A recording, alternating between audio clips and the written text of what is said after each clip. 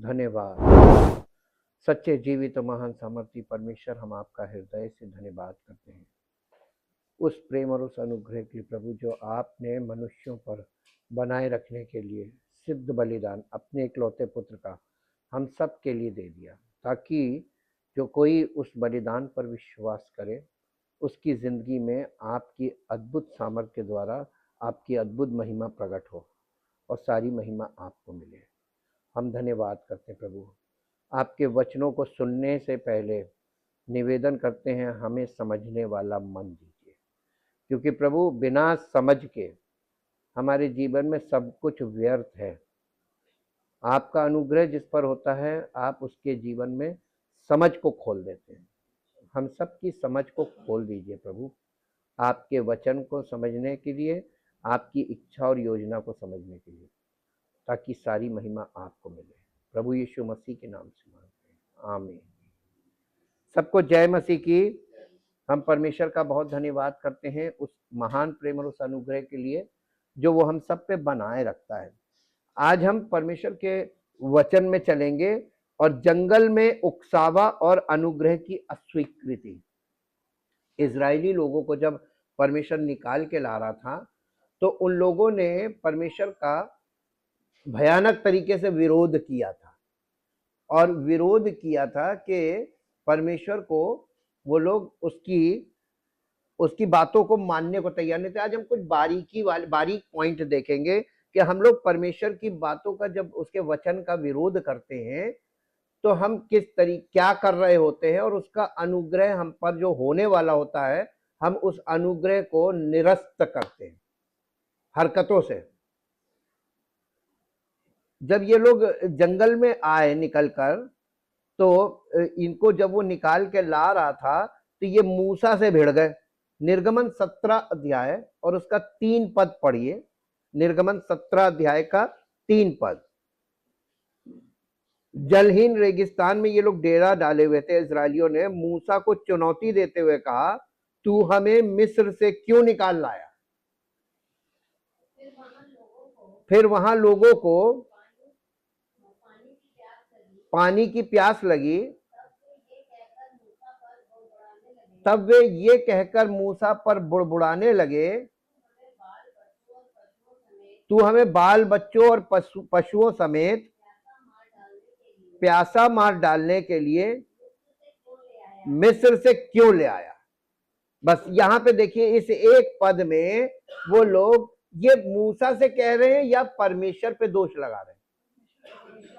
जैसे आदम और हवा ने किया था। आदम ने कहा, तूने जो स्त्री मुझे दी, परमेश्वर पे दोष लगा दिया। स्त्री ने कहा कि हमें सर्प ने बहका दिया। सारे दोष परमेश्वर पे जा रहे थे, क्योंकि परमेश्वर के बच्चे परमेश्वर से ही कह रहे कि सर्प ने मुझे, यानी शैतान ने मुझे भड़का दिया, बहका दिया। तो परमेश्वर के बच्चों को शैतान कैसे बहका सकता? ये बहुत बड़े बड़े प्रश्न है। अगर आप ध्यान दीजिए, तो वो परमेश्वर के समान स्वरूप में होने का मतलब कि परमेश्वर के स्वभाव में थे और परमेश्वर की उपस्थिति में थे, फिर भी शैतान की बात मान रहे हैं। तो आज जो लोग अपने आप को कलीसिया में हैं और सोचते हैं कि हम तो परमेश्वर के बच्चे हैं, हमें कोई बहका नहीं सकता, सबसे ज्यादा वही बहकेंगे। यहाँ पे जो चीज, ये शिकायत समझ में आ सकती थी यदि इन लोगों ने अपने जीवन में परमेश्वर का हाथ कभी ना देखा होता। लेकिन ये घटना चमत्कारिक फसह पर्व के बाद, लाल समुद्र से सूखे पैरों से पार होने के बाद और स्वर्ग से मन्ना और बटेरों की वर्षा के बाद घटी थी। इजरायलियों के विश्वासघात के जवाब में क्रोधित मूसा ने प्रभु से पुकार कर कहा, ये पढ़ दीजिए आप इस पद को, ये आपको मिलेगा निर्गमन 17 अध्याय का 4 पद। तब मूसा ने यहोवा की दुहाई दी और कहा, इन लोगों के साथ मैं क्या करूं? ये सब मुझ पर पथराव करने को तैयार हैं। ये सब मुझ पर पथराव, यानी मुझे मार डालेंगे, मैं इनका क्या करूं? हाँ, तब यहोवा ने मूसा से कहा, इज़राइल के वृद्ध लोगों में से कुछ को अपने साथ ले ले, जिस लाठी से तूने नील नदी पर मारा था उसे अपने हाथ में लेकर लोगों से आगे बढ़ के चल। देख, देखिए फिर यहां पर एक बहुत खास पॉइंट आया। परमेश्वर मूसा से कह रहा था देख, बी होल्ड। बी होल्ड का हम मतलब आपको बताएंगे। बी होल्ड का मतलब क्या होता है, क्योंकि किसी चीज का प्रगटीकरण जिसे रेवलेशन बोलते हैं, और परमेश्वर का वचन या परमेश्वर जब ये कहता देख, बी होल्ड या एल ओ लो, ये दोनों एक ही वर्ड है, बी होल्ड या लो। ये यहां पर आपको ध्यान देना है, अटेंशन प्लीज, हमने आपको बताया है सीला, ये ध्यान देने योग्य बात है। तो ध्यान देने के लिए देख वर्ड का इस्तेमाल किया जाता बाइबल में, पुराने नियम में। देख, देख का मतलब मे आई हैव योर अटेंशन, इस बात पर ध्यान केंद्रित करो। देख, अब पढ़िए, देख मैं तेरे आगे चलकर होरे पहाड़ को, होरे पहाड़ की एक चट्टान पर खड़ा रहूंगा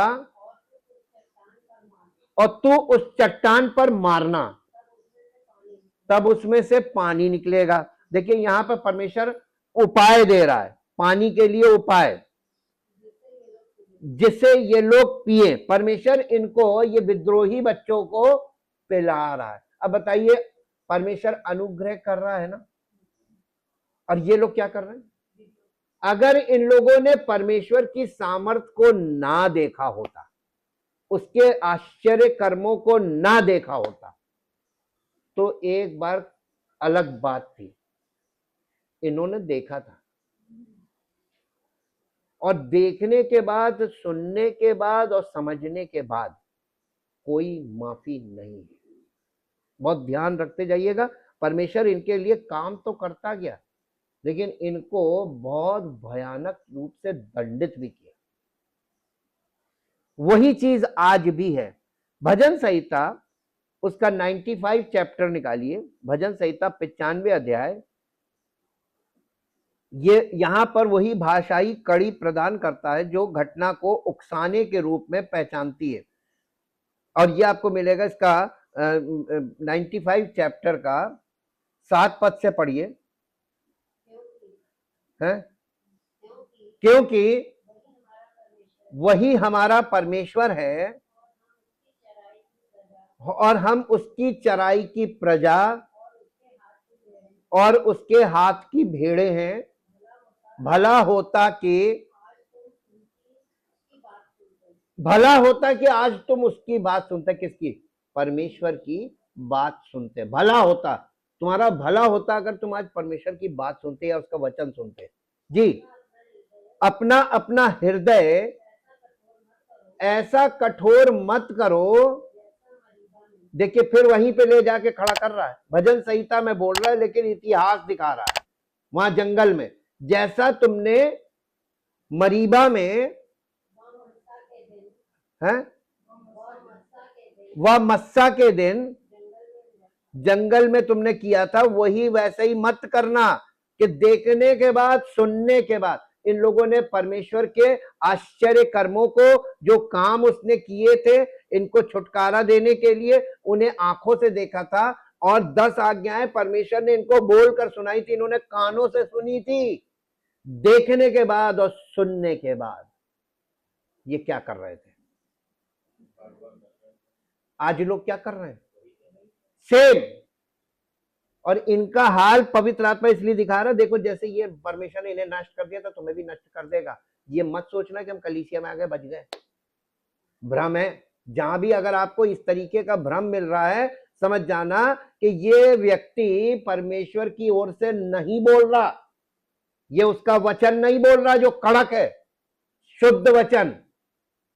ये आपको भ्रमित कर रहा है। यहां पर ये जो उकसावा है, प्रोवोकिंग, प्रोवोकेशन, उकसावा किसको कहते हैं मालूम आपको? थोड़ी देर के लिए उकसावे पे बताइए। आपको मालूम है कि इस व्यक्ति को अगर हम ऐसे बोलेंगे तो इसको बुरा लगेगा, या इसको हम ऐसी ऐसी बात बोलें कि जो ये चिढ़ जाए, इसको गुस्सा आ जाए। गुस्सा दिलाने वाली बातें करना, गुस्सा दिलाने वाले काम करना, इसको कहते हैं प्रोवोकिंग एक्ट। किसी को सुई चुबाना, प्रोवोक का मतलब किसी को चुटकी काटना, सुई चुबाना, ये इसका मतलब ये होता है। परमेश्वर के साथ ये लोग क्या कर रहे थे? प्रोवोक कर रहे थे, और बार बार वो कह रहा है मुझे गुस्सा मत दिलाना, मुझे गुस्सा मत दिलाना। जैसे माता पिता बच्चों से कहते देखो बहुत हो गया, तुम गुस्सा मत दिलाओ, गुस्सा में। लेकिन एक टाइम ऐसा था जब वो नहीं मानते, बार बार वही करते जो मना किया जा रहा है, तो फिर क्या होता है? भेजा फ्राई जहां होता है फिर बच्चे पर पड़ती है। बस वही चीज परमेश्वर सेम, वो भी यही करता है कि अब तुमने हद कर दी। इन लोगों ने हद तोड़ दी। आज स्पिरिचुअली लोग क्या कर रहे हैं? हद तोड़ देते हैं, प्रोवोक करते हैं, आबेल मुझे मार। ये जो यहां पे चीज फोकस पॉइंट है वो है उकसावा। आज यदि तुम उसकी वाणी सुनो तो अपने हृदय को कठोर मत करो, जैसा कि उकसावे, यानी इब्रानी भाषा में इसको कहते हैं, हिब्रू में कहते हैं मेरिबा में, और जंगल में परीक्षा, इब्रानी में मस्सा, मस्सा मतलब परीक्षा के दिन हुआ था, जब तुम्हारे पूर्वजों ने मेरी परीक्षा ली, मुझे परखा और मेरा काम देखा। 40 वर्ष तक मैं इस पीढ़ी से दुखी रहा और ये कहा कि ये एक ऐसी प्रजा है जो अपने हृदय में भटकती है, और उन्होंने मेरे मार्ग नहीं जाने हैं, जिनसे मैंने अपने क्रोध में, जिसके कारण मैंने अपने क्रोध में शपथ खाई थी कि ये मेरे विश्राम में प्रवेश नहीं करेंगे। ये भजन संहिता 95 का 7 से 11 तक है। लेकिन आपको मालूम है ये बात नए नियम में फिर से रिपीट हुई। ये केवल यहूदियों लोगों के लिए नहीं थी, इजरायलियों के लिए खाली नहीं थी, ये कलीसिया के लोगों के लिए भी यही है। हृदय कठोर का मतलब केवल सुनते रहते, ना पश्चाताप करते हैं, ना कभी इस चीज को रियलाइज करते हैं कि नहीं, यहां पर हम गलत हैं, और ये सब हम शुरू से गलत करते आ रहे हैं, हम तो गलत विचार करते रहते हैं, हम तो गलत काम कर, कभी नहीं रियलाइज करते हैं, अपने आप को दूध का धुला धर्मी मानते हैं। और परमेश्वर इस चीज से मालूम है, क्रोध क्रोध क्रोध क्रोध क्रोध। आप कलीसिया में हैं इसलिए क्रोध तुरंत अभी आपको भस्म नहीं कर रहा है, लेकिन परमेश्वर के क्रोध को आप बढ़ा रहे हैं। उसका गुस्सा रोज बढ़ेगा, रोज बढ़ेगा, रोज बढ़ेगा। एक टाइम ऐसा आएगा वो आपको कट से, जैसे लिखा ना, जो डाली मुझ में है नहीं फलती, जो कलीसिया में फलवंत नहीं होता, काट डालेगा, हटा देगा, जाओ अब तुम्हारा आना बेकार है। वो ऐसी परिस्थिति में आपको डाल देगा, खुद ही नहीं आ पाएगा, यह काट डालेगा। छांटने का मतलब क्या है कि या तो आपको इतना इतना प्रताड़ित करेगा, इतना प्रताड़ित करेगा ताकि आप पश्चाताप कर लो। यह है छांटना, कटनी और छटनी।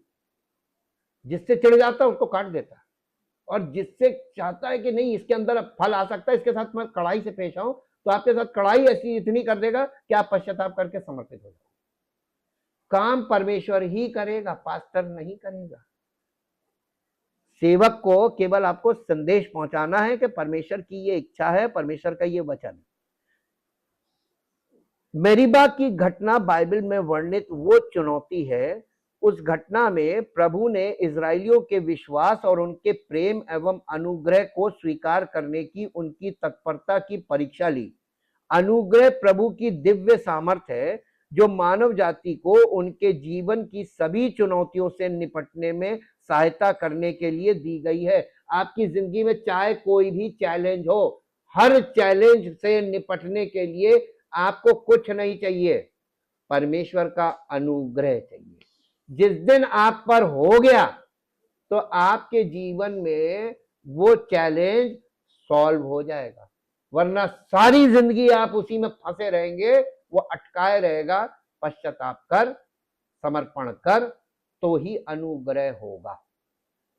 आप कितने समय से चुनौती का सामना कर रहे हैं और आप परेशान हालत में, आपका मन परेशान रहता है कितने समय से? अब आपको आज इस सवाल का जवाब मिल रहा होगा, क्योंकि आप परमेश्वर के आगे समर्पण नहीं कर रहे हैं, आप सच्चा पश्चाताप नहीं कर रहे हैं। सच्चा पश्चाताप का मतलब होता है प्रभु अब मैं वैसे नहीं चलूंगा जैसे मैं आज तक चलता आया हूं, अब मैं आपको अपना जीवन समर्पित कर रहा हूं। मेरे जीवन का स्रोत आप हैं, मान लेना और अपने आप को उसके अधीन कर देना। अनुग्रह अंततः उन्हें स्वर्ग प्राप्त करने की शक्ति प्रदान करता है, लेकिन प्रभु की अपार उदारता के प्रति इजरायलियों की प्रतिक्रिया एक धार्मिक विरोधाभास को दर्शाती है।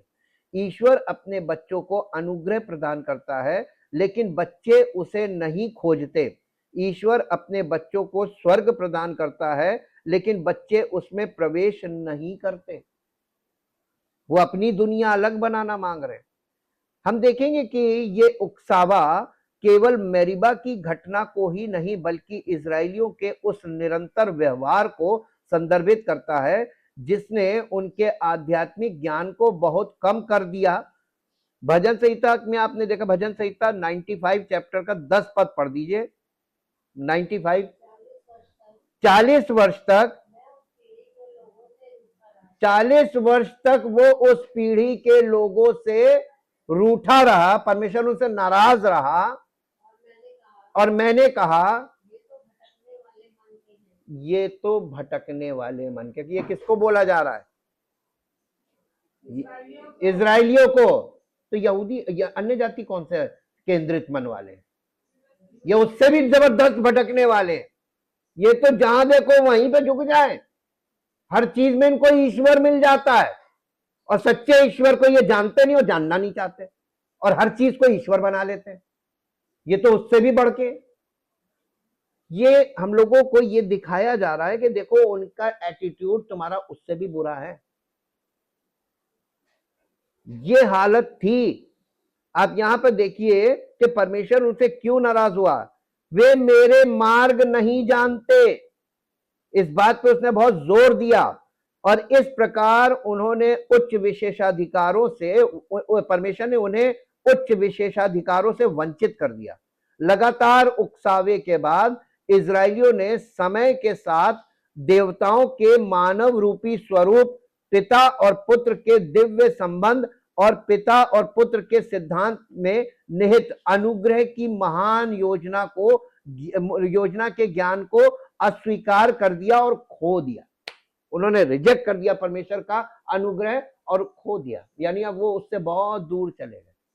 खो जाने का मतलब दूर हो जाना। अब वो उन्हें मिल नहीं सकता, वापसी का कोई रास्ता नहीं होता है। इजरायली स्वयं समृद्ध होना चाहते थे, और जब इजराइल के परमेश्वर ने उनकी परीक्षा ली तो वे क्रोधित हो गए। ये उकसावा पुराने नियम में बार बार आने वाला विषय है। इसको बोलते हैं फ्रीक्वेंट सिचुएशन है। ये बार बार आपको मिलेगी इजरायलियों के जीवन में।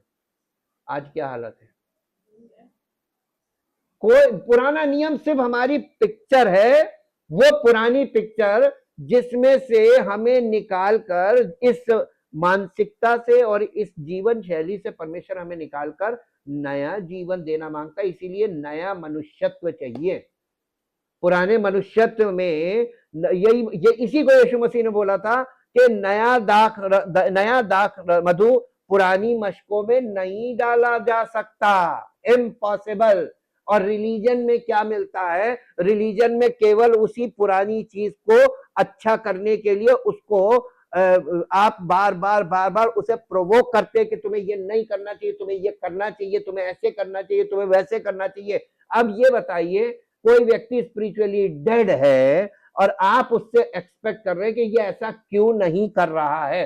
मृतक आदमी से आप कुछ करवा सकते हैं? तो रिलीजन में तो लोग सिर्फ सुन रहे हैं, यहां से सुन रहे हैं, यहां से निकाल रहे हैं, क्योंकि उनकी आत्मा तो मृतक है। और जब तक आत्मा में जीवन नहीं होगा और आत्मा के, पवित्र आत्मा के द्वारा हमको सामर्थ्य नहीं मिलेगी, तब तक हम परमेश्वर के मार्गों में नहीं चल सकते। ये दोनों वाचा का अंतर है।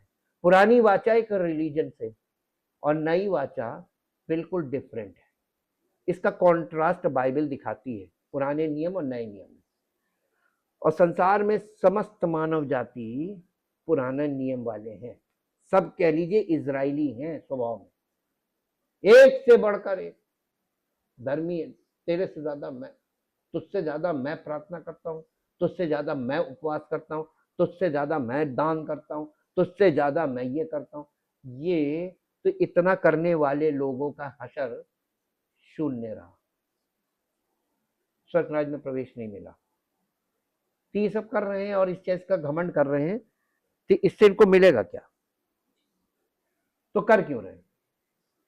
आदत पड़ी है, पीढ़ियों से करते चले आ रहे हैं, और इसी चीज पर वो दोष लगाते हैं, ये करता मैं, ये नहीं करता मैं करता हूं। यही उनकी लड़ाई की जड़ है।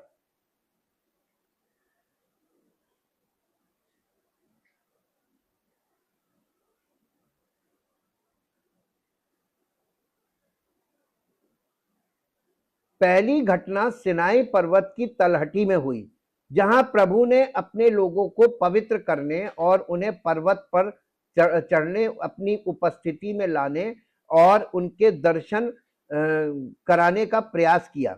इजरायलियों ने अपने भय पर काबू पाने और आग, धुएं और भूकंप के बीच प्रवेश करने के लिए पर्याप्त विश्वास दिखाने से इनकार कर दिया, जो उनके और परमेश्वर के दर्शन के बीच था। उन्होंने मूसा से कहा, ये निकाल लीजिए निर्गमन 20 अध्याय का 20 पद, निर्गमन 20 अध्याय उसका 20 पद पढ़िए। यहां पे परमेश्वर उनको दर्शन देना मांग रहा था। मूसा ने लोगों से कहा, डरो मत, क्योंकि परमेश्वर इसलिए आया है कि तुम्हारी परीक्षा करे। यहां पे परीक्षा का मतलब है प्रलोभन नहीं है, परीक्षा का मतलब यहां पे टेस्ट, तुम्हें चेक करे, टेस्ट करे जी। तुम्हारी परीक्षा करे का मतलब तुम्हें टेस्ट करे, और उसका भय तुम्हारे मन में बना रहे कि तुम पाप ना करो। इसलिए परमेश्वर अपने आप को प्रकट कर रहा था, और वहां पर उन्होंने देखा, क्या देखा? आग देखा, बादल देखा, हाँ, धुआं देखा, लेकिन उन्होंने कोई आकृति नहीं देखी। तो उसके बाद सोने का बछड़ा कैसे बना दिया कि तुम मेरे ईश्वर हो? ईश्वर का स्वरूप उन्होंने, जब कोई चीज, कोई स्वरूप ईश्वर का नहीं देखा, तो उन्होंने ये सोने के बछड़े के रूप में ईश्वर का स्वरूप कैसे बना दिया? इसका मतलब वो अपने मन से बना दिया, है ना? मालूम क्यों था? कारण बता दें, क्योंकि अब्राहम अन्य जाति मूर्ति पूजक परिवार का व्यक्ति था, तो उसका जो वो है मनुष्यत्व, डीएनए, वही तो आ रहा था।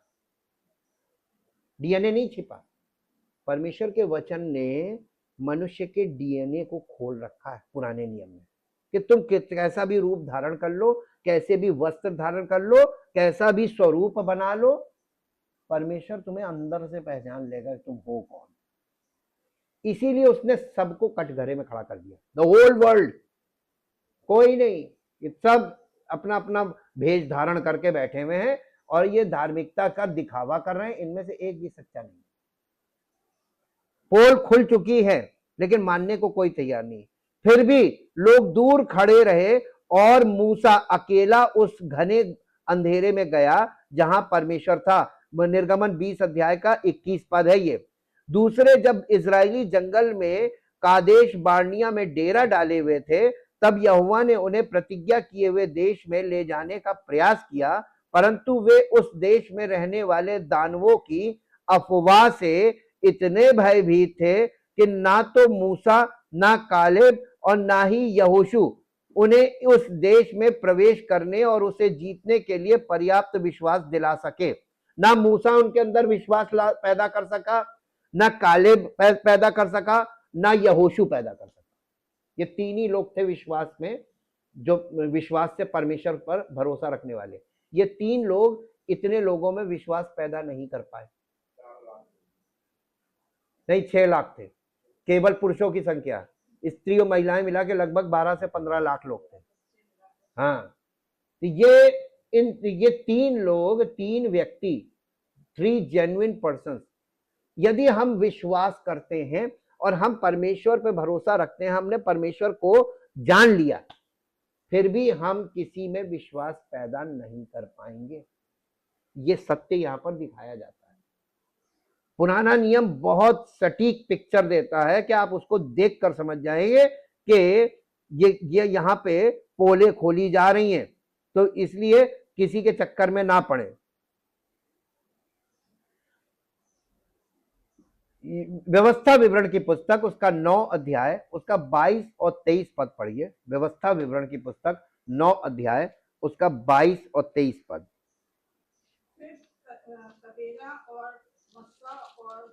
फिर तबेरा और मस्सा हैं, कौन से वर्ष को पढ़ रहे? 22। एक मिनट मैं भी खोल लूं। फिर तबेरा और मस्सा और किब्रोत हत्तावा में भी तुमने यहोवा को रिस दिलाई थी। यानी कहां कहां इन लोगों ने परमेश्वर को प्रवोक किया, उन 3 जगहों के नाम। परमेश्वर भूलता नहीं है। यहां भी तुमने मेरे को गुस्सा दिलाया था, बहुत तेज गुस्सा आया था, यहां भी दिलाया था और यहां भी दिलाया था, सब 3 जगह का नाम बताया। फिर जब यहोवा ने तुमको कादेश बरने से ये कहकर भेजा, जाकर उस देश के जिसे मैंने तुम्हें दिया है अधिकारी हो जाओ, तब भी तुमने अपने परमेश्वर यहोवा की आज्ञा के विरुद्ध बलवा किया और ना तो उसका विश्वास किया और ना उसकी बात ही मानी। जिस दिन से मैं तुम्हें जानता हूं, उस दिन से तुम यहोवा से बलवा ही करते आए हो। अब आप बताइए, आप कितना विश्वास करते हैं? नहीं करते। जिसको आप विश्वास कर रहे हो वो भ्रम है। आपको लगता है कि आप विश्वास करते हैं, आपका दिल आपको झूठ बोलता है, आप विश्वास नहीं करते। ये बात पुराने नियम से पवित्र आत्मा खोल के आपके सामने रख देगा। फिर भी मस्सा और मरीबा की तरह उन्होंने यहोवा की कृपा को ठुकरा दिया था इन 3 जगहों में भी। तीसरी बार सिनाई पर्वत पर जब मूसा प्रभु से सुसमाचार की परिपूर्णता की पहली पट्टियों को प्राप्त करने के लिए ऊपर गए। अब यहां पर एक ऐसी भाषा लिखी है कि सिनाई पर्वत पर जब मूसा प्रभु से सुसमाचार की परिपूर्णता की पहली पट्टियां, ये क्या है बताइए? 10 आज्ञाएं सुसमाचार की पहली, सुसमाचार की ना सुसमाचार की आधार है, ये सुसमाचार की परिपूर्णता 10 आज्ञाओं में है। काहे में? और आजकल क्या बोला जाता है, हमें नहीं, हमारे 10 आज्ञाएं यीशु मसीह ने पूरी कर दी। हाँ, ये बात सही है, यीशु मसीह ने ही पूरी की है और आपको मसीह में उसी स्वरूप में परिवर्तित कर दिया जाता है। नई वाचा का मतलब है कि वही 10 आज्ञाएं आपके हृदय पर लिख जाएंगी। मसीह में ये है, तो आपके हृदय पे लिख जाएंगे ना, ये प्रमाण हो गया कि तुम्हारे अंदर सील लगा दी उसने 10 आज्ञाओं की। और अगर तुम गलत पाए गए तब क्या होगा? नहीं, आगे का नहीं मालूम है ना क्या होगा, आगे की झलक मैं दिखाऊंगा आपको नए नियम में क्या होगा। एक बार जब तुमको पता चल गया, तुम मसीह में आ गए, वापसी का कोई रास्ता है नहीं। और अगर तुम वापस संसार में भागे तो पहले से बदतर हालत में चले जाओगे। जो पहले था वो तो कम था, अब बदतर, क्योंकि अब तुमने परमेश्वर को ठुकरा दिया। तो इजरायलियों ने सोने का बछड़ा बनाकर स्थापित कर दिया। जैसे ही मूसा ऊपर गया, वो 10 आज्ञाएं जो सुसमाचार की परिपूर्णता की पट्टियां 10 आज्ञाएं उनको लेने के लिए गया, तो इन्होंने क्या किया? सोने का बछड़ा बना दिया। उतनी देर में काम हो गया, मूसा के हटने की देर थी। जिस क्षण मूसा उनके लिए सुसमाचार की परिपूर्णता प्राप्त कर रहे थे, उसी समय प्रभु का उनका अस्वीकार करना एक अत्यंत गंभीर अपराध था। जब मूसा को उनके किए का पता चला तो उन्होंने इजरायलियों के सामने पट्टियां तोड़ दी। पट्टियों का एक दूसरा छोटा समूह बनाया गया, लेकिन उसमें पवित्र याजकत की अनंत वाचा के वचन, ये व्यवस्था विवरण 10 अध्याय का 2 पद पढ़िए। व्यवस्था विवरण 10 अध्याय उसका 2 पद। और मैं उन पट्टियों पर वे ही वचन लिखूंगा जो उन पहली पटियाओं पर थे, जिन्हें तूने तोड़ डाला, और तू उन्हें उस संदूक में रखना। बस देखिए, यहां पर परमेश्वर कह रहा मैं उनमें वही वचन लिखूंगा। तो याजकत्व की जिम्मेदारी जो थी, याजकों की जो जिम्मेदारी थी कि उन पटियाओं को, लोगों को उन आज्ञाओं को सिखाने की, वो छिपा दी।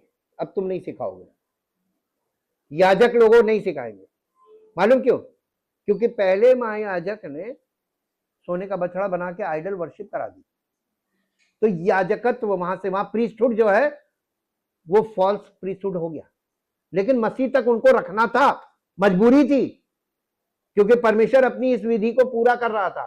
लेकिन इस विधि में वो यही दिखा रहा था मूसा के तंबू में कि हर साल बलिदान, हर साल त्योहार, हर साल बलिदान, हर साल त्योहार, लेकिन तुम पहुंचोगे कहीं नहीं, सिद्ध नहीं हो सकते। करते रहो सारी जिंदगी। तो लोग ये सब करके मर रहे थे, नाश हो रहे थे। कह लीजिए मरने का मतलब फिजिकल डेथ, बिना सैल्वेशन के वो मर रहे थे। इसका मतलब वो सब नाश हो रहे थे, अनंत मृत्यु में जा रहे थे। परमेश्वर ने अनुग्रह किया, और ये समस्त मानव जाति के लिए कॉमन दृष्टिकोण से देखिएगा, न्यूट्रल ग्राउंड पे खड़े होकर देखिएगा, एक मनुष्य बन के। जब आप किसी रिलीजन का ओढ़ना ओढ़ लेंगे तो परमेश्वर का दृष्टिकोण आपके लिए बदल जाएगा। और जब आप एक पापी मानव के रूप में आएंगे तभी अनुग्रह होगा। तो अनुग्रह अगर चाहिए तो आपको न्यूट्रल ग्राउंड पे आना होगा। पवित्र आत्मा हमको न्यूट्रल ग्राउंड पे लाने में ही तो उसको वक्त लगता है। एक व्यक्ति को जो अपने आप को धर्मी समझता हो, उसको आपको इस सच्ची पहचान में खड़ा करने के लिए परमेश्वर के सामने सामर्थ की जरूरत होती है। और वो पवित्र आत्मा हमको देता है कि हम ये मान लें कि हम यही हैं, जो वचन हमें दिखा रहा है हम यही हैं। यहां पे आपको इसमें याजकत्व की अनंत वाचा के वचन नहीं थे, जिसका अर्थ है कि मेल्कीसेदक याजकत्व के उच्चतर पवित्र करने वाले नियम, ये वही नियम थे जो प्रभु की उपस्थिति में प्रवेश दिलाते थे। जैसा कि निर्गमन 34 अध्याय उसका पहला दूसरा पद पढ़िए। निर्गमन 34 अध्याय और उसका पहला और दूसरा पद। फिर यहोवा ने मूसा से कहा, पहली तख्तियों के समान पत्थर की 2 और तख्तियां गढ़ ले। तब जो वचन उन पहली तख्तियों पर लिखे थे, जिन्हें तूने तोड़ डाला, वे ही वचन मैं उन तख्तियों पर भी लिखूंगा। सवेरे तैयार रहना और भोर को सिनै पर्वत पर चढ़कर, परमेश्वर बुला रहा ना उसको, परमेश्वर उतर के क्यों नहीं आया? हाँ, परमेश्वर कॉमन ग्राउंड पे कभी नहीं आता है जब तक उसके लिए आप उसकी इच्छा के अनुसार कोई स्थान नहीं तैयार करते, तब तक वो नहीं आएगा। लेकिन मालूम है उसको, ये भी मालूम है कि ये पापी पतित मानव अपनी मर्जी से मेरा स्थान बनाएगा, मैं उसको एक्सेप्ट नहीं करूंगा। इसलिए उसने बहुत लंबा समय लिया और परमेश्वर की आत्मा ने काम किया। तब उन लोगों ने, उन अयोग्य लोगों ने, उन पतित पापी मनुष्यों ने परमेश्वर की इच्छा के अनुसार, परमेश्वर की आत्मा के द्वारा वो स्थान तैयार किया जहां पे परमेश्वर की उपस्थिति आई। ये गहरे विषय हैं। ये नहीं कि 4 गाने गा लिए परमेश्वर की उपस्थिति आ गई। आजकल लोग ऐसे मानते हैं। उच्च पुरोहित पद को अस्वीकार करने के साथ ही, यानी हाई प्रीस्ट वाला जो पद था, मूसा से जो शुरू हो रहा था, मूसा के बड़े भाई हारून से, उसको परमेश्वर ने अस्वीकार कर दिया। देखिए, आप जो चीज उन्होंने राजा मांगा, परमेश्वर ने उनकी इच्छा के अनुसार उनको राजा दिया, जबकि परमेश्वर उनका राजा था, प्रोवाइडर। उन्होंने राजा मांगा, शाऊल राजा हो गए, परमेश्वर ने अनुमति दी। परमेश्वर उनको ये सिखाना मांग रहा था और ये दिखाना मांग रहा था, दिखाकर, भुगता कर सिखाना मांग रहा था कि तुम्हारा चुना हुआ राजा भी अयोग्य साबित होगा, और वो हुआ अयोग्य। और हाई प्रीस्ट वो भी अयोग्य, पूरा प्रीस्टहुड अयोग्य हो गया वहां से। अगर आप देखिए स्टार्टिंग अयोग्य, आदम अयोग्य, तो आदम से उत्पन्न सारे अयोग्य। आप देखिए ना, ये सारी धाराएं वहां से निकल के आ रही हैं और पूरा पुराना नियम इनकी पोल खोलता जा रहा है और नए नियम में लाके खड़ा कर दिया कि अब इसके बराबर आओ। मसीह के स्वरूप में कोई नहीं, सब शून्य। ये काला और ये सफेद, इधर अंधेरा इधर रोशनी, बिल्कुल ब्लैक एंड व्हाइट है। मिल्कीसेदक पर यीशु मसीह आ गया। उच्च पुरोहित पद को अस्वीकार करने के साथ ही इज़राइल ने पिता और पुत्र के सच्चे सिद्धांत को खोना शुरू कर दिया। प्रभु कारण बताते हैं, ये महान पुरोहित पद सुसमाचार का प्रचार करता है और राज्य के रहस्यों की कुंजी, यहां तक कि परमेश्वर के ज्ञान की कुंजी भी रखता है। इसलिए इसके अनुष्ठानों में ईश्वरीयता की शक्ति प्रकट होती है और इसके अनुष्ठानों और पुरोहित पद के अधिकार के बिना ईश्वरीयता की शक्ति मनुष्यों में प्रकट नहीं होती, क्योंकि इसके बिना कोई भी मनुष्य परमेश्वर यहां तक कि पिता के चेहरे को देखकर जीवित नहीं रह सकता। मूसा ने जंगल में इजरायलियों को यह स्पष्ट रूप से सिखाया और अपने लोगों को पवित्र करने का भरसक प्रयास किया ताकि वे परमेश्वर के चेहरे को देख सके, परंतु उन्होंने अपने हृदय कठोर कर लिए और उसकी उपस्थिति सहन नहीं कर सके। इसलिए प्रभु ने शपथ खाई कि वे जंगल में रहते हुए उनके विश्राम में प्रवेश नहीं करेंगे, जो विश्राम उसकी महिमा की परिपूर्णता है। इसलिए उसने मूसा को उनके बीच से और पवित्र पुरोहित पद को भी ले लिया। उसने वो पुरोहित पद, अब वो जो रह गया वो सिर्फ करते रहो, सिखाने के लिए छोड़ दिया कि जाओ इसको करके सीखो। ये एक प्रकार से हमने आपको पहले बताया ना, ये पनिशमेंट दे दिया कि बेटा इसी में घूमते रहना जब तक वो ना आ जाए। कौन? प्रभु यीशु मसीह ना आ जाए, तब तक तुम इसी में बिजी रहो, मिलेगा कुछ नहीं। मेरा अनुग्रह बस इतना है कि तुम जीवित रहोगे, हैंड टू माउथ रहोगे, बरकत नहीं है। बरकत मिलेगी कहां से? हुक्म मानने की सामर्थ्य है नहीं आपके पास, सुनकर समझने की शक्ति है नहीं आपके पास। सुनकर समझेंगे नहीं तो चलेंगे क्या? बिना समझ के आप चल नहीं सकते।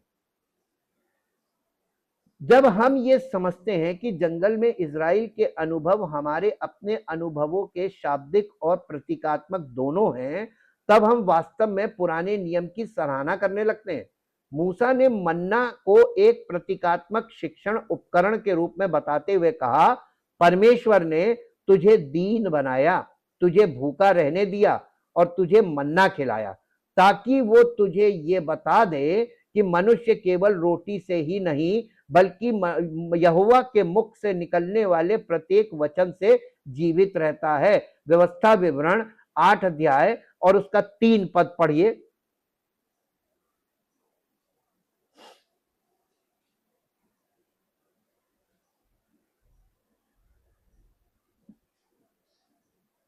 जी,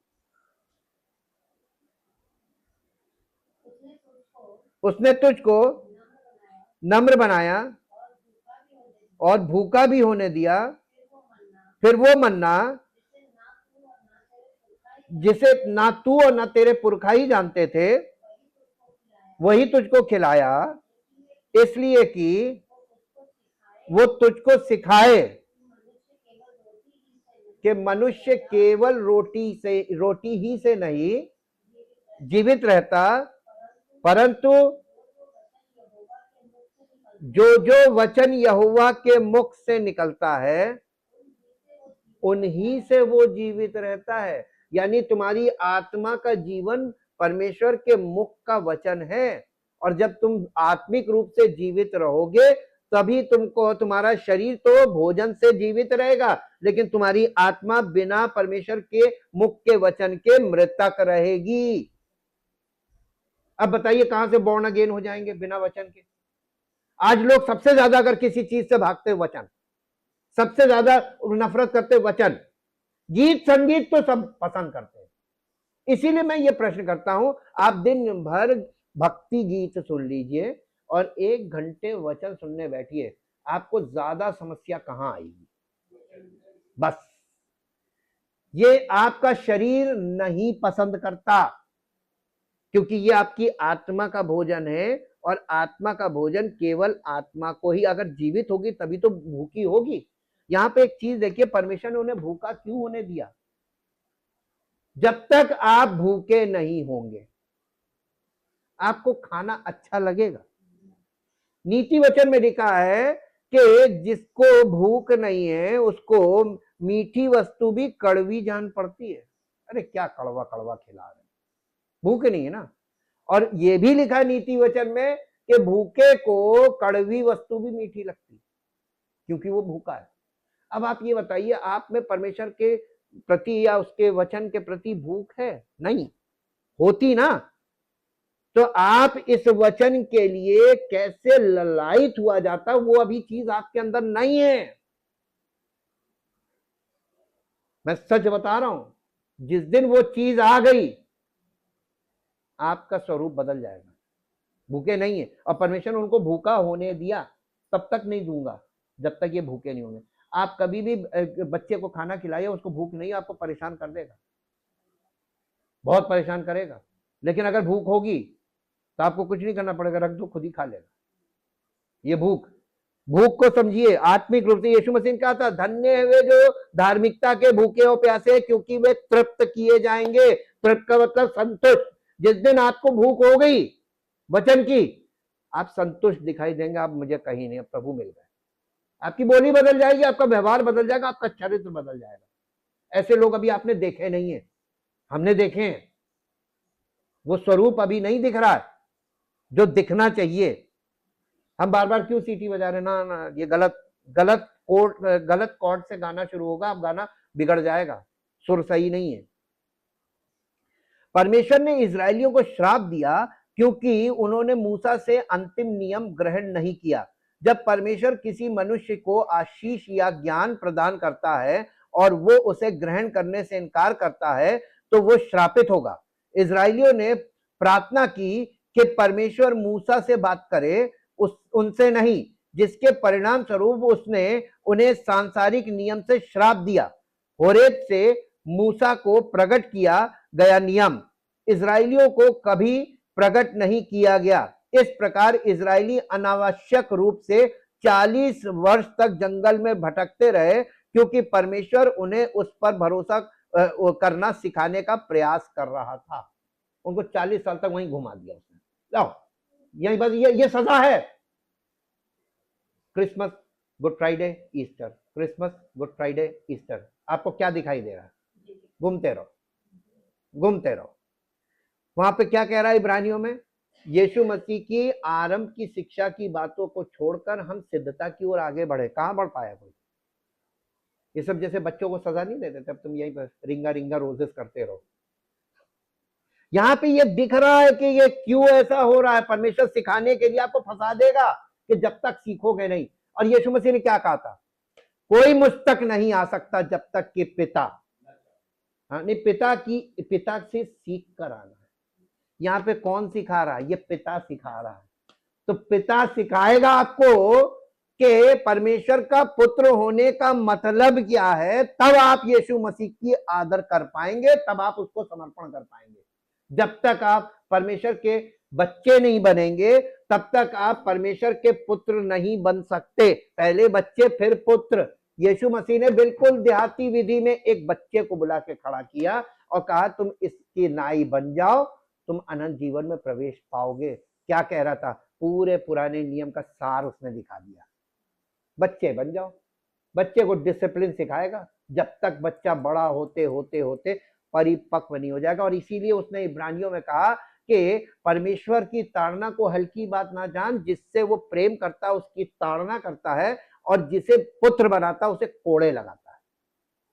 तो आपने अगर कोड़े नहीं खाए तो आप बेटे नहीं बन सकते। तो डिसिप्लिन सीखने के लिए ले जाएगा ना जंगल में, फंसाएगा और आपको सिखाकर ही दम लेगा, क्योंकि वो प्यार करता है उसको। आपको अपना बेटा और बेटी बना रहा है, चाहे बेटा हो चाहे बेटी।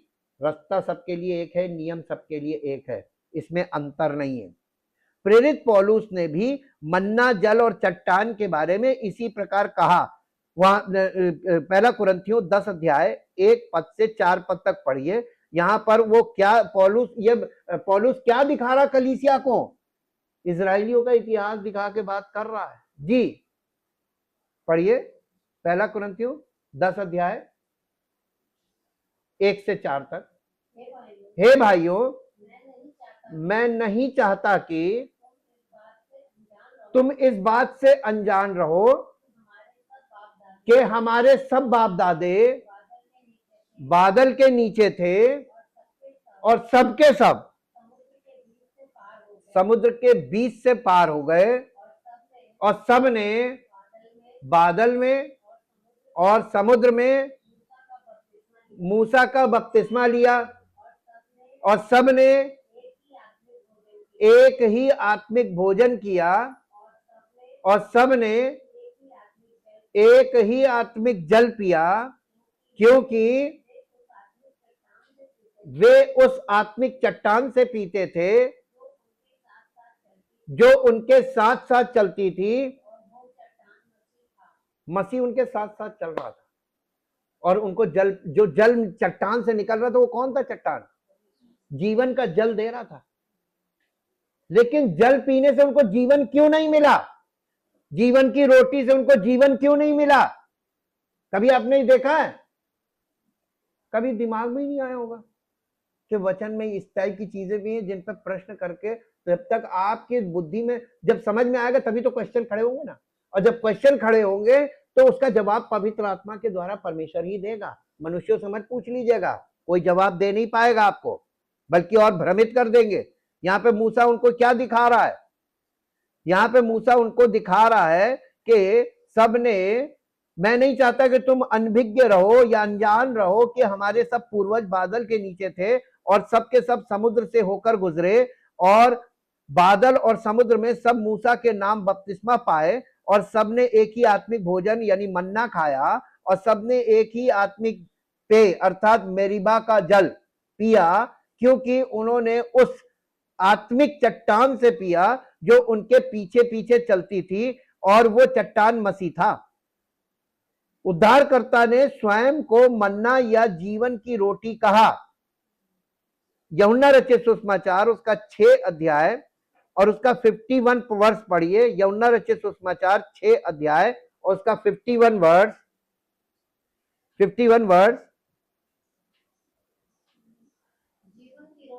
जीवन की रोटी जो स्वर्ग से उतरी मैं हूं। यीशु मसीह कह रहा मैं हूं मन्ना जी। जो कोई इस रोटी में से खाए तो सर्वदा जीवित रहेगा। जो रोटी मैं जगत के जीवन के लिए दूंगा वो मेरा मांस है। वो मेरा मांस है। मांस का मतलब होता है स्ट्रॉन्ग फूड। यहां पर उसने एलेगरी इस्तेमाल की है। ये लिटरल नहीं है। यीशु मसीह का मांस नहीं खाना है। मांस का मतलब होता है स्ट्रॉन्ग फूड, कठिन भोजन जिसे सब पचा नहीं सकते। अब आप बताइए यीशु मसीह को सब पचा सकते हैं ना? पूरी दुनिया में से कोई नहीं पचा। जब तक आप बॉर्न अगेन नहीं होते, जब तक आप पवित्र आत्मा से परिपूर्ण होकर यानी आत्मिक रूप से परिपक्व नहीं होंगे, आप पचा नहीं पाएंगे। ये बोल रहा था वो। एलेगरीज इस्तेमाल की गई है जिसे कहते रूपक। रूपकों का में उसने बात करी है। इस रूपक में भेद छिपा हुआ है और लोग अभी इस शब्दों में फंसे हुए। यीशु मसीह का मांस खाना है। वो यहूदी तो वहां पर ठोकर खा गए, अरे ये अपना मांस खिलाएगा। कैसी यानी इलॉजिकल बात है। हाँ, नहीं तो ठोकर खानी थी। उन्होंने ठोकर के पत्थर से ठोकर खाई। उनके विषय में भविष्यवाणी थी। इसी का यूहन्ना 6 अध्याय का 54 पढ़िए। जो मेरा मांस खाता है और मेरा लहू पीता है। ऐसी लाइन खींच दी कि बिना बॉर्न अगेन हुए और बिना आत्मिक रूप से परिपक्व हुए, इस लाइन को क्रॉस करके दिखा। आज तक नहीं हमने देखा लोगों को। बहुत कम लोग होंगे गिनती के पूरे विश्व में जो इसे समझकर आगे बढ़े होंगे। ये सिद्धता में आगे बढ़ना है, जो मानव जाति की ईश्वरीय पोषण की निरंतर आवश्यकता को दर्शाता है। ये शास्त्रों में वर्णित प्रतीकों का और अधिक अध्ययन करने पर पुराने और नए नियम दोनों में एक रेगिस्तान किसी भी ऐसे स्थान का प्रतीक है जहां लोगों की परीक्षा ली जाती है, उन्हें परखा जाता है, उनकी योग्यता सिद्ध की जाती है, परीक्षाओं द्वारा उन्हें परिष्कृत किया जाता है, उन्हें अनुग्रह सिखाया जाता है और प्रभु से मिलने के लिए तैयार किया जाता है। मत्ती रचित सुसमाचार उसका 4 अध्याय उसका पहला और दूसरा पद पढ़िए। यहां पे यीशु मसीह की रेगिस्तान में या निर्जन स्थान में तैयारियों को देखिए। तब आत्मा यीशु को जंगल में ले गया। कौन ले गया? पवित्र आत्मा यीशु को जंगल में ले गया ताकि इब्लीस, शैतान का नाम है इब्लीस, इब्लीस से उसकी परीक्षा हो। वो 40 दिन और 40 रात निराहार रहा। तब उसे भूख लगी। तब परखने वाले ने पास आकर कहा, अगर तू परमेश्वर का पुत्र है। अगर का मतलब क्या है? डाउटफुल। शैतान शक से बात कर रहा है। अगर तू खुदा का बेटा है ना, पत्थर से कह दे रोटी बन जाए। यानी अगर तूने पत्थर को रोटी बना दिया तो खुदा का बेटा, नहीं तो नहीं है। अब आप बताइए, यीशु मसीह तो खुदा का बेटा था, है और रहेगा। शैतान के कहने से क्यों माने? हैं? ऐसे ही मालूम है सारे विश्वासी। आप ये वाला चमत्कार हो जाएगा तब मैं प्रभु पर विश्वास करूंगा। सैटेनिक नेचर है ये। आप परमेश्वर को टेस्ट करने की कोशिश करेंगे ना, ऐसा फंसाएगा कि आप जिंदगी भर टेस्टिंग में ही फंसे रहेंगे। करो। ये देखिए, इजरायलियों को फंसा दिया था। तुम उसको टेस्ट करो, वो तुमको टेस्ट करता रहेगा। जाओ, टेस्टिंग में ही डाल देगा। आज तक टेस्टिंग में फंसे, लेंगे पंगा। मन आपका सही नहीं है। मन में आप अपने आप को शुद्ध कीजिए। वो शक अंदर से आता है। शास्त्रों में वर्णित यात्राएं अक्सर मनुष्य के जन्म से लेकर पतित संसार के आध्यात्मिक रेगिस्तानों से होकर गुजरने वाले सांसारिक जीवन का प्रतीक है। मनुष्य की यात्रा के सागर रूपक के लिए जीवन के वृक्ष की ओर ले जाने वाले मार्ग के लिए परमेश्वर ये सिखाना चाहते हैं कि उनके बच्चे स्वयं समृद्ध होकर अपने सांसारिक जीवन के उद्देश्यों को पूरा नहीं कर सकते। उन्हें अपने गंतव्य तक पहुंचने के लिए उनकी कृपा को खोजना और स्वीकार करना सीखना होगा। जो प्रतिज्ञा की गई भूमि या उद्धार और आध्यात्मिक शांति के स्थान हैं, जहां सिय्योन की स्थापना की जा सकती है। प्रभु आधुनिक इजराइल से कहते हैं, सिय्योन का निर्माण तभी संभव है जब वो स्वर्गिक राज्य के नियमों के सिद्धांतों पर आधारित हो, अन्यथा मैं उसे अपने पास स्वीकार नहीं कर सकता। और मेरे लोगों को तब तक अनुशासित किया जाना चाहिए जब तक वे आज्ञाकारिता ना सीख लें। यदि आवश्यक हो तो उन कष्टों के द्वारा जो वे सहते हैं। ये आज्ञाकारिता सीखने के लिए कष्ट सहायगा, यानी कष्टों में आपको डिसिप्लिन सिखा रहा कि जिस हालत में रखा चुपचाप बने रहो। कुड़कुड़ाए तो और टाइम बढ़ा देगा, और कुड़कुड़ाओ, कितना कुड़कुड़ाओ, ठीक, हाथ पैर चलाओ। आप जो भी व्यवहार ऐसी दशा में करते हैं, बोलकर, सोचकर या युक्ति लगाकर, बुद्धि लगाकर, ये आपके सजा के पीरियड को बढ़ाएगा। मैंने पहले भी ये बात बताई थी, अब तो मैं आपको पूरा दिखा दे रहा हूं कि वो आप झेल जाएंगे और अंत में जब तक आप थक के हार के सरेंडर नहीं कर देंगे तब तक ऐसा होगा। अभी थके नहीं, अभी तो बहुत शक्ति है, अभी तो हम और ज्यादा ऐंठेंगे और ज्यादा भी परेशान करेंगे।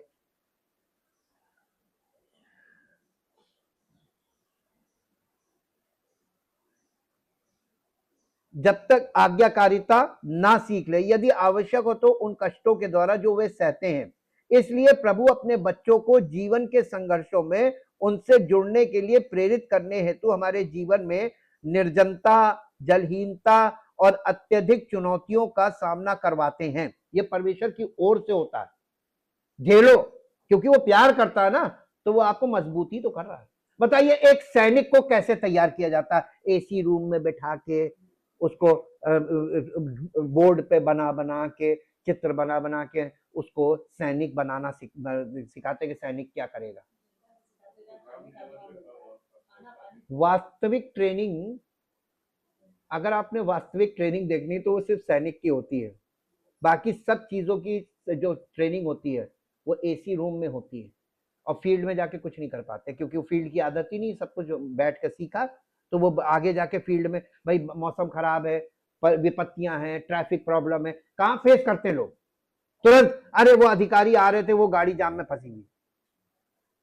लेकिन सेना का एक ऐसा काम है जो चुनौतियों से भरा है, और उन चुनौतियों को ही पार करना उनको सिखाया जाता है। तो ये प्रभु इनको क्या सिखा रहा था? जिंदगी चुनौतियों से भरी होगी, और इन चुनौतियों से तुमको कैसे आगे बढ़ना होगा, परमेश्वर की सामर्थ और सहायता से। जंगल में कोई मार्ग नहीं होता है, ना साइन बोर्ड होते हैं। जंगल में आपको प्राकृतिक जो नैरो, वो क्या बोलते हैं, जीपीएस सिस्टम जो होता है, हाँ, वो GPS system, natural GPS system आपको सिखाया जाता है।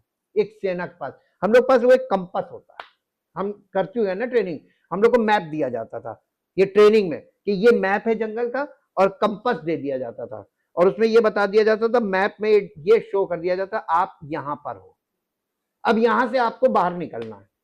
वो ट्रेनिंग में छोड़ के चले जाते थे, आपको उस कंपास से जाना, नॉर्थ बताता है, नॉर्थ से आपको ईस्ट वेस्ट नॉर्थ साउथ चारों पता करना है, एक दिशा से आपको सब दिशा पता करनी, और उससे हम लोग कैसे, तो उसमें हम लोग को बताया जाता था जो मुस्लिम ग्रेव है उसका सिरियाना किधर होगा, क्रिश्चियन ग्रेव है तो उसका सिरियाना किधर होगा, हिंदू ग्रेव है तो उसका सबके सिरियाने अलग अलग होते हैं, ये तक उसमें मेंशन किया जाता था। जंगलों में अक्सर ग्रेव्स मिलती हैं, और इस तरीके से कुआं आएगा, फिर ये आएगा, वो आएगा, ये छोटी छोटी चीजें होती थी, उनको वहां पर मेंशन करते थे, और उससे आपको बताते थे कि जंगल से आपको बाहर निकलना है ट्रेनिंग में। तो ये इस तरीके से ये एक वास्तविक ट्रेनिंग होती है। तो हमारे वास्तविक जीवन में परमेश्वर हमें जंगल की ट्रेनिंग देता है। हमारे अंदर मन में जंगल ही है, बाहर से हम कितने भी hi-fi up to date दिखते हो, लेकिन अंदर से तो हम पुराना मनुष्य तो जंगली तो है, आदि मानव, हमारी आदि मानव वाली सोच अभी भी काम करती है। परमेश्वर उसी आदि मानव को ट्रेंड कर रहा है। उकसावे का क्या अर्थ है बाइबल में? याकूब ने भजन संहिता 95 में पीतल की पट्टियों पर अंकित का उल्लेख करते हुए लिखा, इसलिए हमने अपने लोगों के बीच लगन से परिश्रम किया ताकि हम उन्हें यानी मसीह के पास आने और परमेश्वर की भलाई में भागीदार होने के लिए मना सके, ताकि वे उसके विश्राम में प्रवेश कर सके। ऐसा ना हो कि वो अपने क्रोध में शपथ खाकर उन्हें प्रवेश करने से रोक दे, जैसा कि परीक्षा के दिनों में इजरायलियों के जंगल में होने के दौरान उकसावे में हुआ था। याकूब की पत्री उसका पहला अध्याय और उसका 7 पद पढ़िए। याकूब की पत्री पहला अध्याय और उसका 7 पद, 7th वर्स। याकूब 1:7।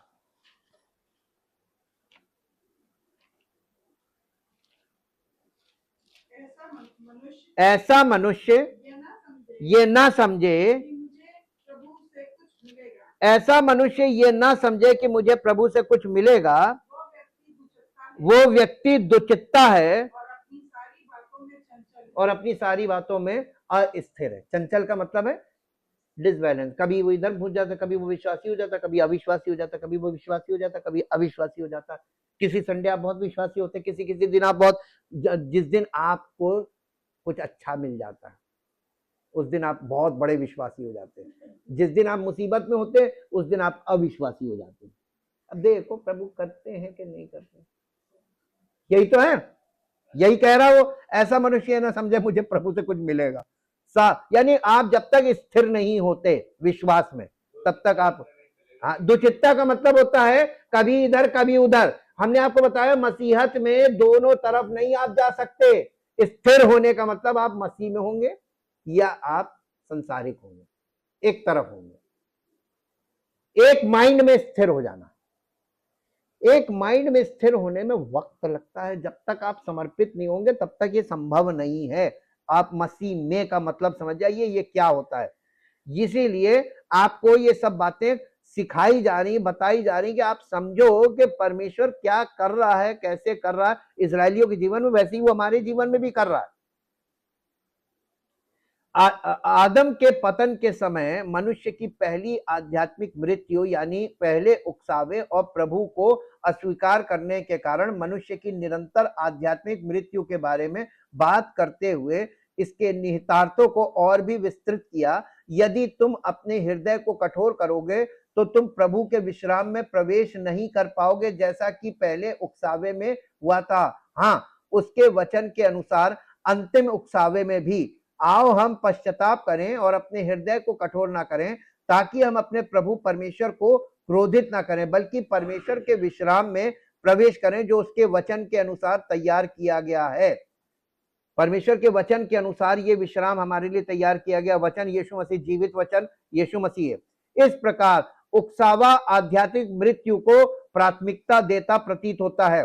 मिस्र लौटने को प्राथमिकता, पुनः पश्चाताप के कठिन मार्ग से पवित्रता की ओर बढ़ने के बजाय अपने सभी रूपों में ये उकसावा ऐसे कठिन आह्वान के सामने विश्वास करने के लिए मसीह के पास आने से इनकार, ईश्वर की भलाई में भागीदार होने से इनकार, ईश्वर की उपस्थिति या विश्राम में पुनर्स्थापना को स्वीकार करने से इनकार, उद्धारकर्ता को अपने जीवन में अपनी महान शक्ति का प्रयोग करने देने से इनकार, उसका उस एक आत्मता से में प्रवेश करने से इनकार जिसके लिए उन्होंने कष्ट सहा और अपनी जान दी, और यीशु की बाहों में समा जाने से इनकार।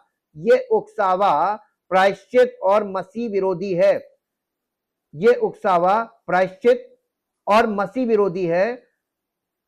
उन पुरुषों और महिलाओं पर विलाप करते हैं जो अपनी शारीरिक इच्छाओं और लालसाओं के अनुसार चले गए। जब दया की भुजाएं उनकी ओर फैली हुई थी तब भी उन्होंने प्रभु को नहीं पुकारा, क्योंकि दया की भुजाएं उनकी ओर फैली हुई थी, फिर भी उन्होंने नहीं पुकारा। लेकिन वास्तव में ये परमेश्वर कौन था जो मेरीबा की चट्टान पर मूसा के सामने खड़ा था?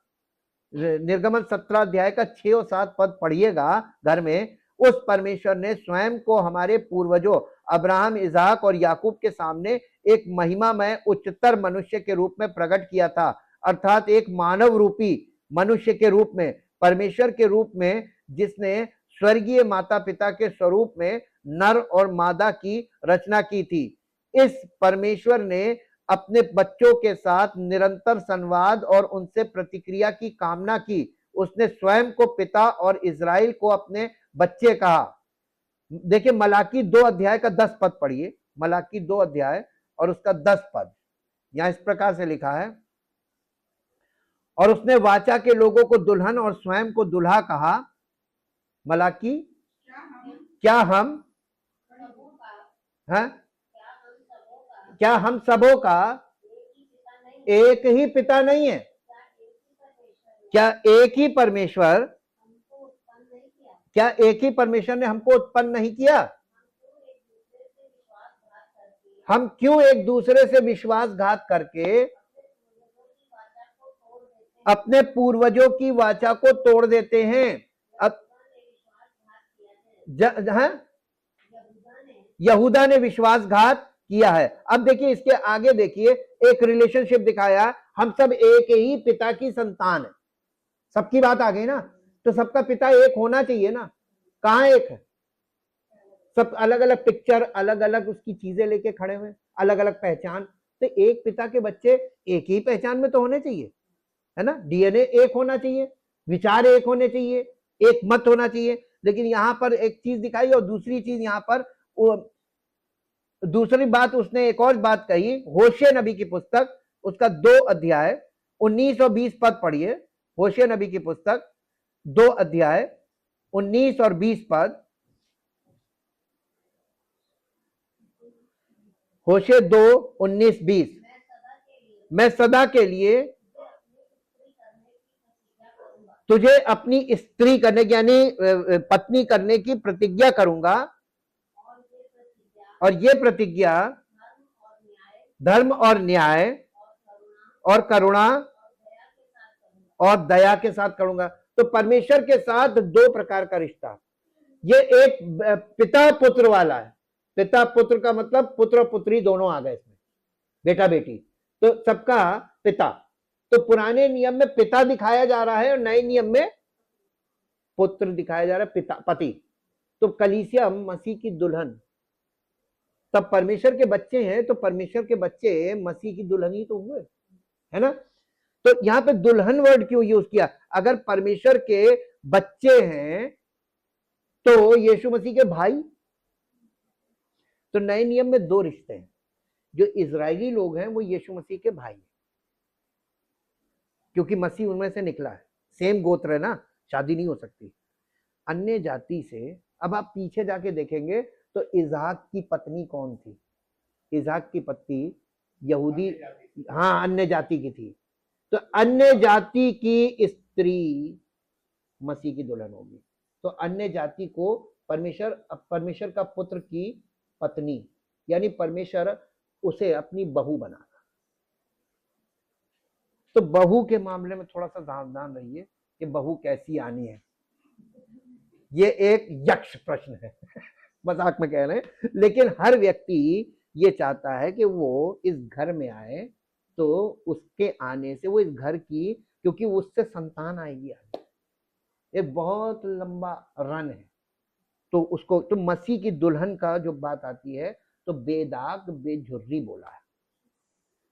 तो बेदाग बेझुर्री, उसने कोई ऊपरी कॉस्मेटिक से दूर नहीं किया जा सकता है। अगर आपके झुर्री है तो कॉस्मेटिक से दूर नहीं होगी, और दाग है तब भी नहीं होगा। छिपाया जा सकता, मिटाया नहीं जा सकता। तो ये प्रभु यीशु मसीह की पत्नी को बहुत ज्यादा तैयारी करनी पड़ेगी उसकी दुल्हन बनने के लिए।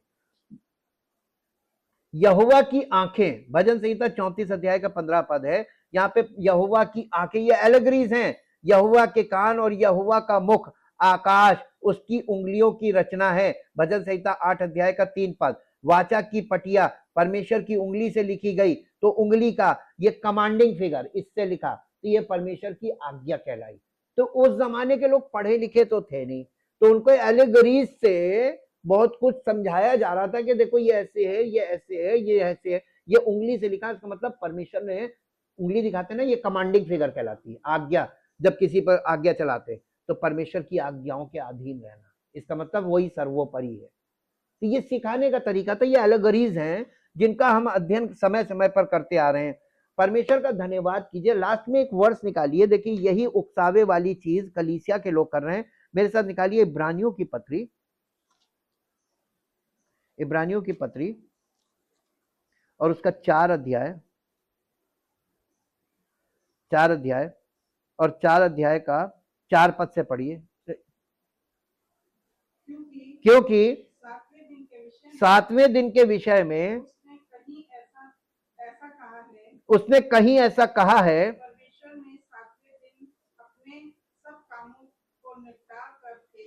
परमेश्वर ने 7वें दिन अपने सब कामों को निपटा करके विश्राम किया। कैसे किया विश्राम? परमेश्वर थक गया था, नहीं, परमेश्वर थक गया था काम करते करते, तो उसने नहीं, आप यहाँ की भाषा पढ़िए जरा, यहाँ पे क्या लिखा है। नहीं, यहाँ पे भाषा पढ़ी, मैं आपको एक चीज और दिखाना मांग रहा हूं। यहाँ पे लिखा क्या है? परमेश्वर ने सब काम, यानी जब परमेश्वर ने सब काम कंप्लीट कर लिया, जब काम पूरा हो गया तो अब काम करना क्या? अब तो विश्राम ही करना है ना। तो परमेश्वर ने ऐसा कौन सा काम छोड़ दिया जो आज मनुष्य कर रहे हैं रिलीजन में? ये अधूरा छोड़ दिया था, हमें करना है। नहीं मानो, पता नहीं क्यों कर रहे हैं, सब कठिन परिश्रम करने में लगे हैं। जब उसने सारा काम निपटा दिया, मेरा पॉइंट क्या है, जब when God done everything, what we are doing, trying to do, ऐसा क्या अधूरा छोड़ दिया था जो आज पूरा किया जा रहा है? तो ये रिलीजन में जो इतना कठिन परिश्रम आप देख रहे हैं ना लोगों को, ये यातनाएं हैं और कुछ नहीं, पनिशमेंट है, ये कुछ नहीं है। ध्यान दे दीजिए, सिर्फ ग्रामर पे ध्यान दीजिए। अपने सब काम को निपटा कर विश्राम किया और इस जगह फिर ये कहता है